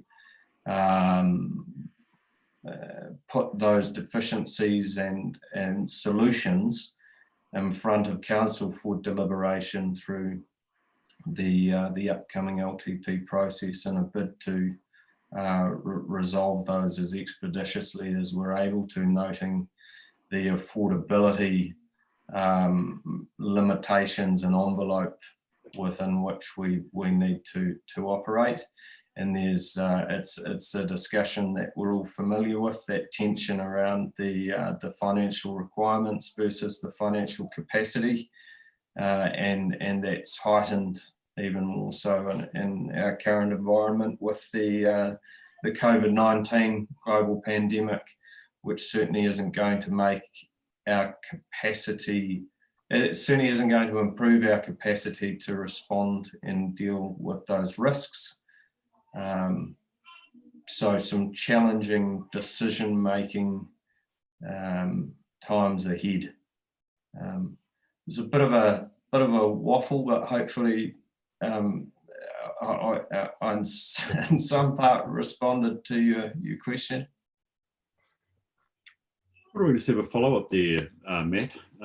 Look, I am very interested in your point. I'm very interested in actually the metrics that we have to manage to. Yet it doesn't really show through too significantly in terms of the actual exceptions in paragraph 16. I mean, I'm not arguing against, that we don't have challenges, and if SCADA's, SCADA can't work 100%, we're going to have trouble complying with some of the metrics that are nationally mandated, etc. And yet, I mean, like I noticed there is things like complaints around the stormwater, but largely our essential services are still coming within the parameters that have been set within the long-term plan and the current annual plan. Is that correct? Well, largely, and where we aren't meeting the KPIs, it's not as though we're miles behind the 8 ball. We're within CUI. Yeah. But again, Councillor Keith's query was associated with the risk, and we are still, we are as an organisation carrying risk in terms of our infrastructure deficiencies, and I think it's really important that we are transparent and articulate that clearly to governance. I have a Abel, sorry. You've touched on part of it, but also to identify any future risks. But we've got 113 KPIs that we're monitoring, and that's quite a significant amount of KPIs. What I would like to see is a review of the KPIs for the future. There's some KPIs that we now that are identified that say that they are unreasonable targets, and I agree with that. So we need to think about why they're in there, so therefore I think it would be really useful for the committee to receive a decrease in the number of KPIs, but really focus on some real key aspects to the organisation. I think parts of the KPIs that we receive now, it was a first up, and some of these KPIs should really be dealt with within management. And we need to probably take it one level up So we have assurance in our management team that they're managing as best as they can, and they would bring any sort of risk to this committee. That's part of their role. But I do think we need to lift it up a little bit and decrease the number of KPIs. Through you, Mr. Chairman, if I can. Yeah. In response to Councillor Kramer's query, that's certainly on the work program with respect to the activity managers developing their activity management plans for the LTP 2131. You would appreciate that the KPIs we are reporting against are those KPIs that were signed off from the 2018-2028 LTP. And as Councillor Kramer reminds us, they were the first attempt at a revised approach. When we consider that in the 2015 to 2025 LTP, I think there was something like 180 KPIs or more. One of the first things that was identified in reporting against the KPIs for this particular long-term plan was that the value of the key performance indicator. Was it actually providing information that was of use? And certainly, taking Councillor Kramer's point, we're ensuring or wanting to ensure our activity managers and developing their activity management plans for the upcoming LTP are developing key performance indicators that are relevant and specific to the governance area of our organisation. So as part of the corporate performance framework work that we are also currently reviewing simultaneously and concurrently with the development of the LTP 2131, we'll be looking at what is appropriate from a management reporting perspective versus what is appropriate from a governance reporting perspective. And taking your point on, Councillor Kramer, the KPIs will reflect relevance to governance, not necessarily, which is that next level up which you're referring to. So thank you. Yeah, excellent. Thanks for that. Great. Any other comments that people would like to make? It's 10:28, and I would like to I said we'd take a break at 10:30. You've done well. And I would like to conclude this before we have our break. But is there any other comment either from staff or indeed management that people would like to make at this point? Just a question, if I may, Chairman. Just that item 8.3 on page 116 regarding the non-compliant samples taken in Tokanui and Edendale stormwater. Do we know what nature those contaminations are? Is it fecal or is it from vehicles? I just wonder if that might be sort of an easy fix if we could trace the source of it. Quite possibly, Councillor Duffy. Unfortunately, I don't have the capacity to answer that question here and now, but it's certainly something we can I can make a note of and follow up with Ian and Ian Evans and come back to you. Certainly, thank you. Thanks, Paul. That's a good question. Anybody else would like a question before I draw this part of the conversation to a conclusion? No, thank you. Well, could I have we go back to the resolution? Could I ask somebody to move the motion, which essentially is to receive the report? Can I see anybody's hands up? I'll move it. Can I have somebody second, please? Thank you, Paul. Paul second. All those in favour, please say aye. Aye. Those against? It's carried. Thank you to Jason and Shannon. I appreciate your work. It always stimulates good discussion, and I do, and it's well done. Thank you for also your input, Rex. That's great, and Matt. Well, I'd like to suggest, Fiona, that we do have a break for 10 minutes. That we're back here at 10:40. Gives you a chance to get a cup of tea and stretch your legs. So I presume we just leave everything on and we return at 10:40. Is that right? Perhaps you want to mute and even turn your video off, but be back here, please, at 10:40.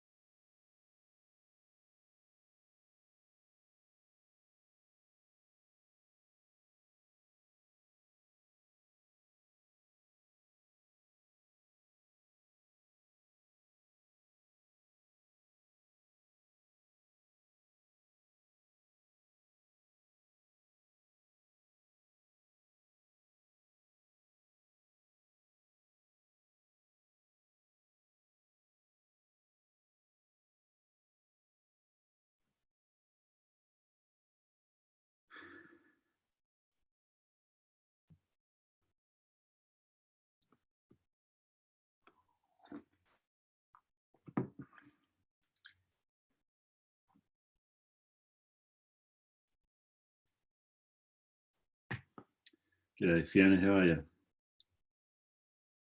Yeah, good, thanks. Good, are we going okay? Yes, yes, yes.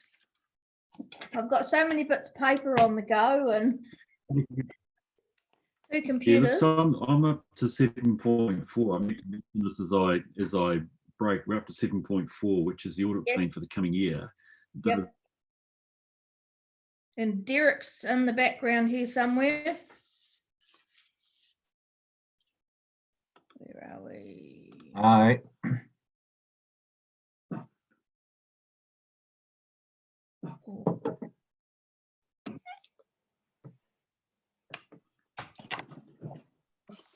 Hi, guys.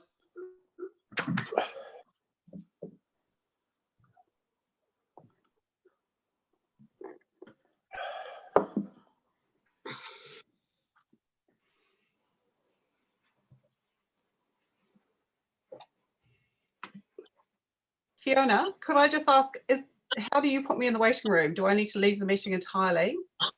I have no idea how the waiting room works. Just lurk in the background, Jane. I can block my ears, but I'm not quite sure how to remove myself entirely and come back in again in time for mine. You could leave the meeting and I'll email you when okay, getting close. Yep. Okay, cool. Thank you. I'll leave the meeting. Thank you. Okay.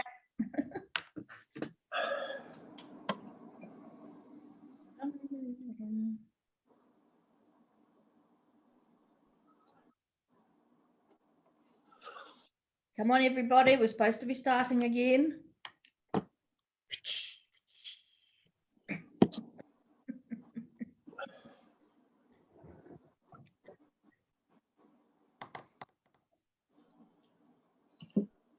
What does the coffee mug say, Councillor Kramer?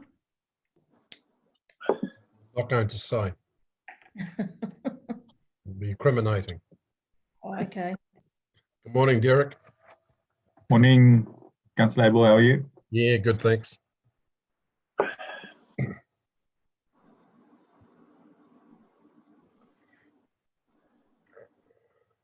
You got the keys in that digger end. Do you want me to come over and do anything with it, or I could bring it here? I'm sure you could.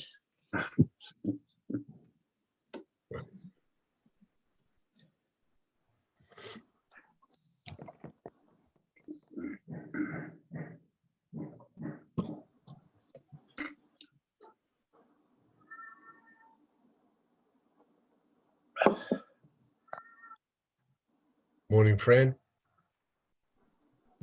Everyone's here.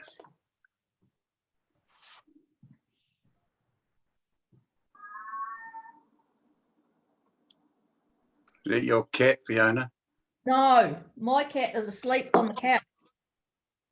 No, I've got to say that's June's cat, and it's about 2 rooms away. So I'll try and I'll gently nudge it outside. G'day, Alison, I'm back. Sorry about that. I had connection problems. So hopefully I'm back on for good at this stage.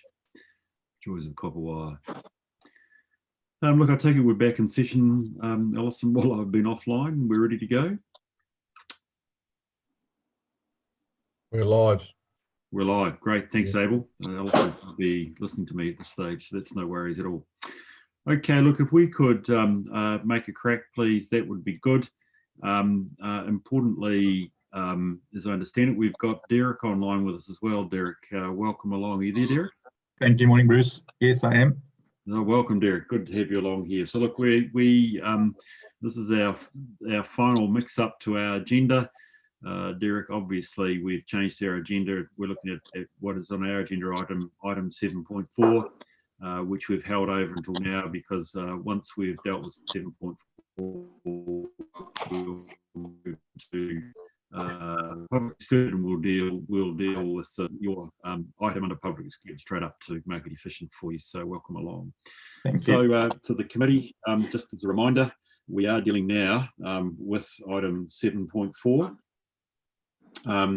Which, if I got it right, is the audit plan. And look, Anne, you may want to start off. Otherwise, sorry, not Cherie. Sorry, you may want to start off. This is page 47 of your agenda.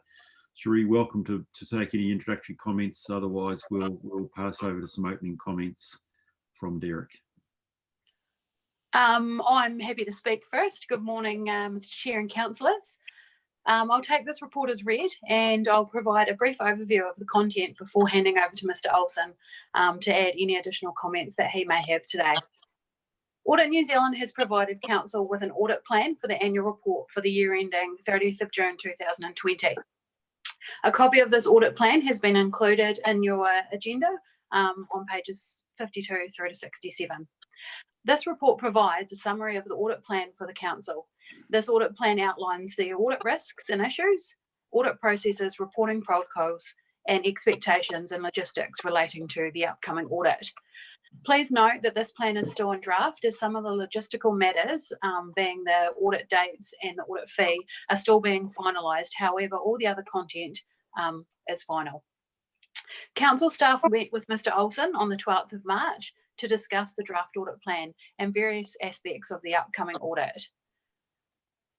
Audit New Zealand staff continue to work with Council in regards to the timing of our audit fieldwork and our sign-offs to ensure that our overall statutory compliance is met. It is anticipated that the audit fieldwork will commence in mid-September and Council adoption will occur in mid to late October. This is slightly later than previous years.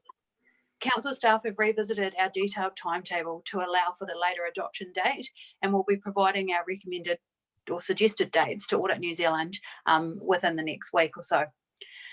The annual report audit fee has also not been included in this draft plan, as it is currently with the Office of the Auditor General for moderation. Based on some recent information that we've received from the Auditor General, we anticipate that the fees will increase by around 1.5%.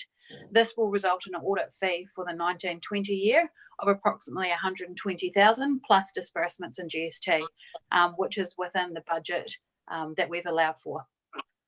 At this point, I'm happy to pass over to Mr. Olsen for him to add any comments and also welcome questions post Mr. Olsen's discussion. Thank you.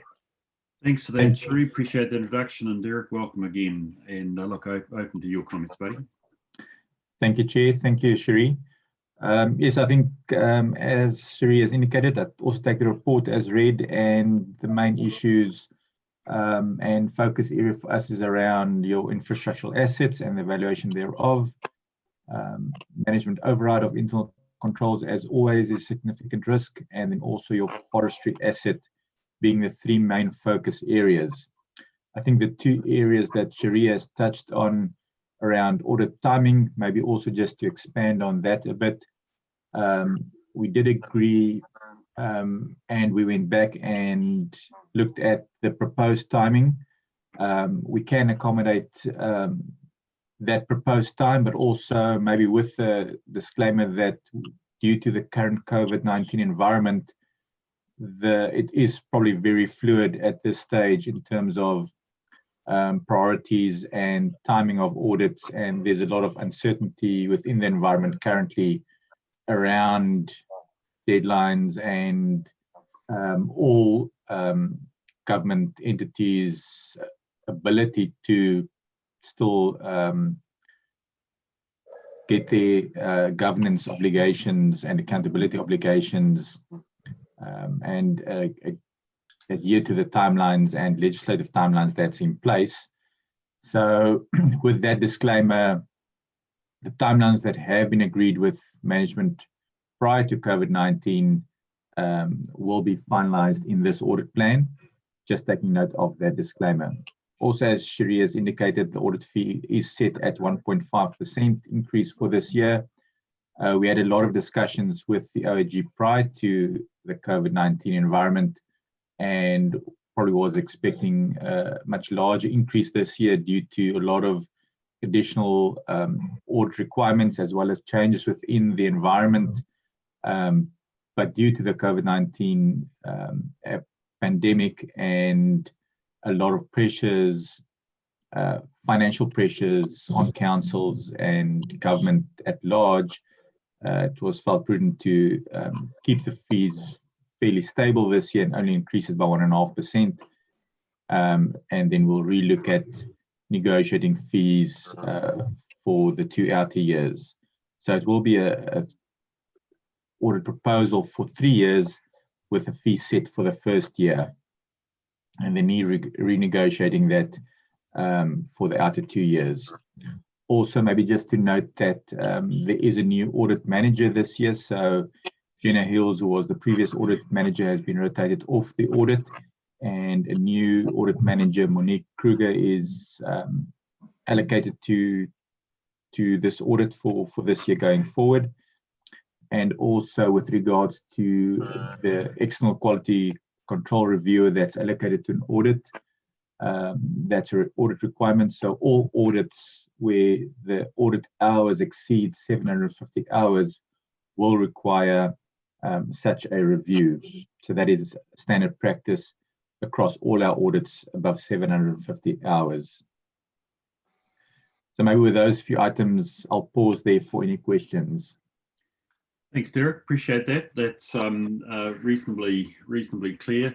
Obviously, the two sort of semi-unknowns is obviously confirmation of dates, but we've got an idea now in Cherie's paper. What was obviously missing was the fee, but you've agreed with seeing the Auditor General's statement of 1.5% being the maximum, which I presume, well, essentially you're indicating we're going to get. So look, are there questions from the committee for Derek or indeed Cherie at this stage, please? Yeah, Gary? Yeah, I listened to that with quite intently when we're doing our damnedest to keep our fees down, and I understand you've worked through that through your organisation as well, but it scared me a bit when you said that that's the set fee now, but what's going to be later, because we need to actually forecast a hell of a lot further ahead. And if you were indicating a lot more than 1.5%, it would be interesting offline maybe to get an indication what it will be next time, because we are really trimming things here to keep everybody happy, as well as keeping a level of service that you're happy with and our ratepayers are happy with. So we're in a really tough situation. So if you're looking at an increase in after year one, it would be quite good to know what that might be looking at, what we might be looking at. Yes, Chair, through you, if I can maybe quickly respond to that. We are preparing the APL, so in the detail of the APL, we will indicate the hours and the cost we would have spent to still perform an efficient audit.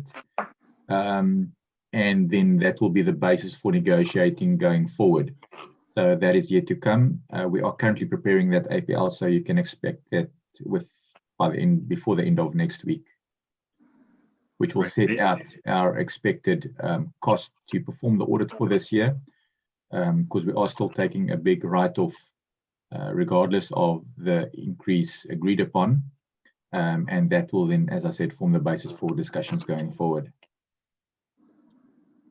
Right, thank you for that, Derek. Yes, and you can see from me, Gary, there will be, we hopefully will have a meaningful discussion over that, but that is, as you say, Gary, is for offline at a different time. Current proposal is this plan, and I think we can bolt the fee at this stage. Can I ask, are there any other questions of Derek at this stage? Is there any matter that Derek's approach perhaps surprises you? That might be sort of an odd word, or are there aspects of his work that aren't mentioned here that actually you would like to see Derek cover? Not that I can think of, Mr. Chairman, and I think we need to be careful as to we don't expand the audit any further than what it probably already is, because it will just increase our costs. So I think the negotiations, and I picked that word up right from the start, Derek, that you were prepared to enter into negotiations for the outgoing years. So Yes. I certainly look forward to true and meaningful negotiations. Great, thank you, Abel. Any other comment from people? Okay, sorry, maybe if I can also just add, I think around the timing and why we've pushed it out this year is because I think that was a theme coming through in our management report, which we'll probably touch on next, is the quality of the annual report and allowing management a bit more time to ensure that a quality product is put on the table also ensures an efficient audit. So that is why the timing has been proposed to shift 2 weeks from previously, so that there's quality processes in-house that can be performed to ensure that what is presented is of an appropriate quality, that a lot of the misstatements isn't picked up through the audit process, but rather identified by management and corrected before the annual report is presented for audit. Thank you for that. And you're right, we will pick it up in the next item. I think Councillor Byers might be waving under his bridge. I'm not sure. Oh, okay. Sorry, Don. I didn't realise that. I didn't get to see everybody. So you're welcome to raise the question you got to, Don. Thank you, Mr. Chairman. I'm just not sure. The 1.5%, what is that 1.5% of what, these fees? Of the prior year fee. So 1.5% increase on the prior year fee. Oh, I see. Okay. Thank you. So the set cost is up by 1.5% based on what we've been charged last year, Don. Thank you. Do you have any follow-up questions? No. Okay, thank you very much. So look, certainly keen to ultimately understand where the timeline's going, Derek, because it's important that we as a committee, and you've already raised the issue of quality assurance over what is profit to you, and I understand the point about minimising your time and Abel's injunction that also minimises our cost is really important. I would make one thing. I think Mayor Gary mentioned this right in his opening comment. It's not just our financial resources, it's actually the financial resources of our community, which we're sensitive to, hence the sensitivity around expenditure and fees. And I think that's just an important point to make. One thing I would just like to leave you with, and it's an expectation that I personally have on all the auditors that we work with, the nature of the issues you raise are all reasonably standard. I don't have any direct comment on that. I think it's really important. The addition that I've noted here, which I haven't seen elsewhere, but I welcome, is your focus around ethics and integrity. And I would note at the bottom of, it's in the smaller print, it's the section that deals with wider public sector considerations. It's page 9 of your report, page 61 of our agenda paper, where as the public sector auditor, you indicate your responsibilities to have an eye open for efficiency, for effectiveness, for waste, for a lack of probity, and a lack of financial prudence. Those are all issues that are very dear to, I would suggest, firstly, independent members' heart, but also those of the committee. And I would welcome, and I would, if I can be quite blunt, would add I would see value in the audit approach if you're prepared at the end of the audit to at least tell us what your eyes looked at in terms of these issues. Okay. Obviously, that, by the way, Abel, is not an extension of the scope because it's actually already priced within the scope of this audit.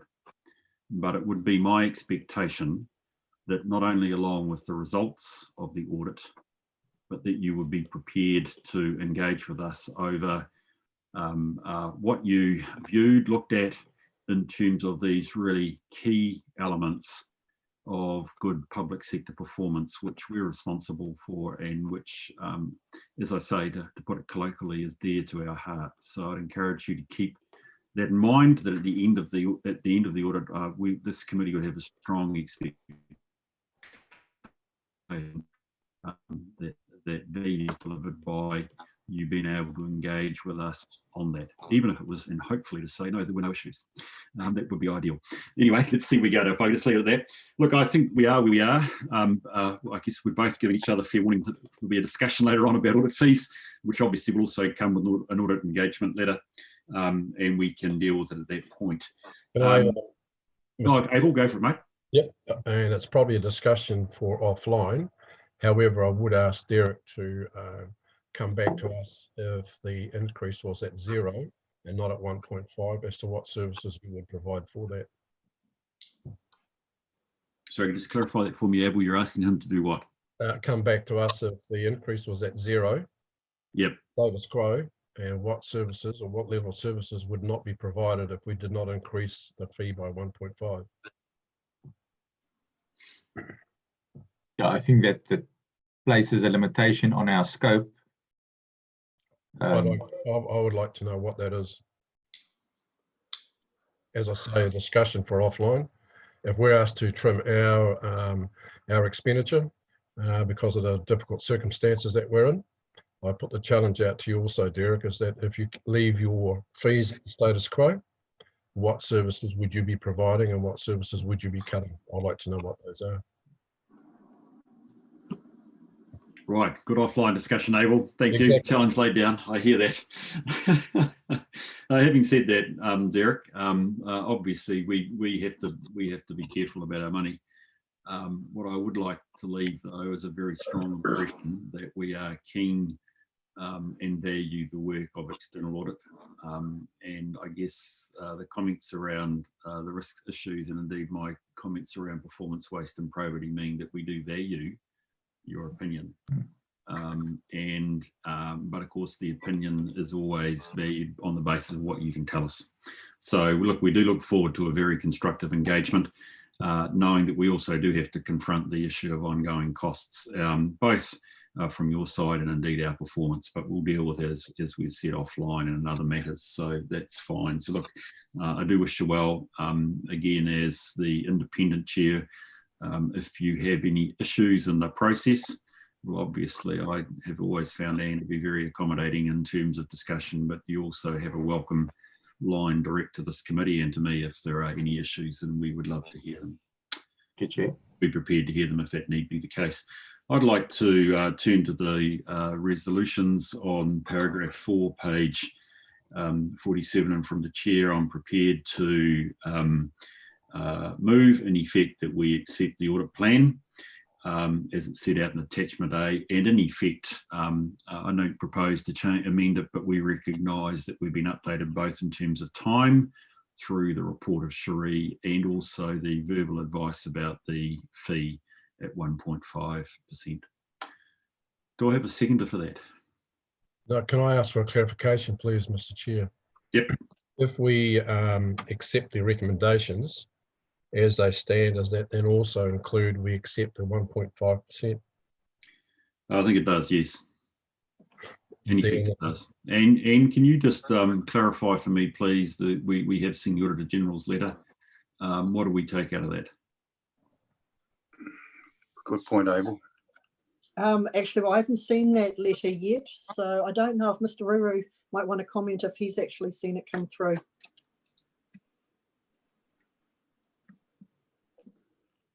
Yes, we have got it. I haven't got it.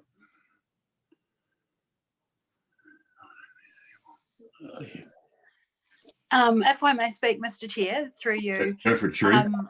The intention is that from here on, Audit New Zealand will provide us with that engagement letter, and that's effectively where we have those fees specifically stated. We're anticipating that engagement letter will be brought to the committee's next meeting in June. So I don't know if that clarifies, but that will solidify what the actual fee will be in that engagement letter. Right. If I may, Mr. Chair, I understand that, but it doesn't clarify the present situation. We're faced now with moving recommendations, which are inclusive of the 1.5% increase. And I've asked that that be re-looked at So my advice would be that we do not approve the recommendations as they stand, that there be an amendment made to enter into discussions with regards to that 1.5% increase. Chair, maybe, I mean, my understanding is that the 1.5% is not open for negotiation. That is the fee increase set by the Office of the Auditor General, because the expected fee was going to be a lot higher than that. And taking the current environment and context of the COVID-19 pandemic into account, it was felt prudent to only increase it by 1.5%, and that is the fee set by the Office of the Auditor General across all councils across the country. Plus, there's another piece there about discussing any recovery of other costs. Yes, then over and above that, if there are COVID-19 specific issues and risks that we need to cover, that will be separately recovered post-audit and discussed during the audit what those risks are and what the audit effort relating to those would be. So if I could just come in here, Chairman, you know, I think that the situation we find ourselves in, we're all mindful of keeping track of costs and so on, but I think in this situation, I'm prepared to support the 1.5% increase, but on the proviso that any future increases are debated rigorously with council. Right, so I've got some not necessarily easily matching views from the committee. So I am looking for a direction. John, thank you for your comment. I mean, essentially, I am saying the statutory ability to set the fee is with the Auditor General, actually, not with Audit New Zealand or Derek. And my understanding of the letter, which obviously we don't have here, which is a pity, and we perhaps need to just check on that, but essentially the Auditor General has the capacity, has the statutory right to set the fee, and the impact of the letter was to set the fee at a 1.5% increase, which effectively means, well, we don't easily have the right to negotiate that. And effectively, I'm saying we're a taker. So that is the position that we're actually in. Yep, and I think that what's assisted me anyway is that Derek's last comment said that it is the Auditor General that sets that, and it's not up for negotiations. No, I was of the view that it may have been, and it's clear that it's not. Then I posed the question to Derek: just how negotiable will any future increases be in the later years? Because you've indicated to us that they will be negotiable, but will the Auditor General just set those again, and we just need to accept that? If that's the case, that's the case. No, I think that is why for the out years, in terms of the 3-year APL that we are setting, they are negotiable, and that's why we'll set out all the parameters in terms of what it has cost us in the past to perform the audit on a full recovery basis. What are we expecting the audit effort to increase by due to the change in environment, additional risks, or any other matters that we need to take into account?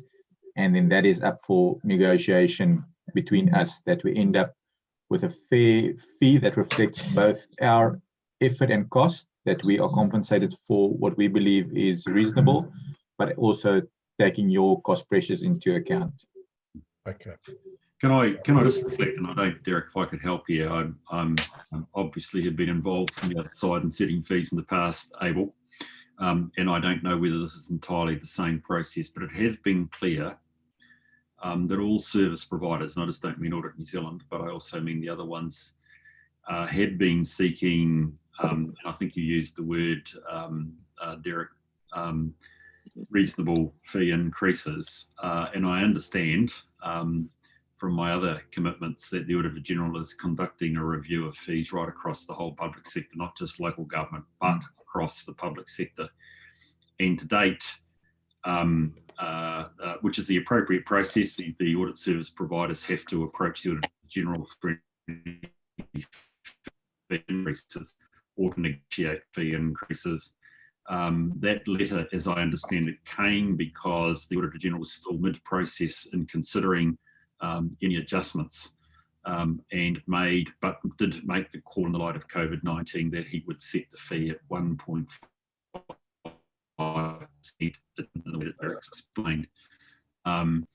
So in terms of going forward, my understanding, Derek, do correct me if I'm wrong,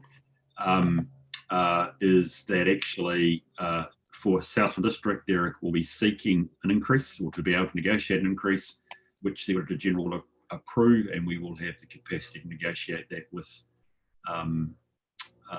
Derek. Is that correct? That's correct, Steve.